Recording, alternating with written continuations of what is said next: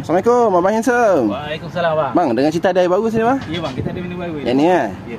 Boleh bang, saya peminat green tea ni. Abang buat saya tu yang ni, yang teh hijau keju bakar ni bang. Boleh bang.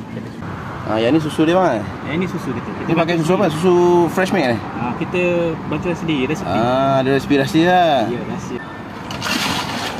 Yang ni biasa air batu bang. Isi penuh-penuh bang, bagi sejuk tekak ni. Okey. Kemudian abang masuk apa ni bang? Green tea dia bang. Kita bantu sendiri bang. Oh, special ingredient bang. bang. Lain bang. Okey. Warna dia pun lain macam hijau dia bang. Dia bukan serbuk ni, macam elok je bancuan dia. Memang teh betul bang. Okey. Yang ni dia punya cheese bang. Ini clean. Dia rasa macam mana bang? Lemak-lemak ke mana-mana? Manis dia ngam ya? Ngam.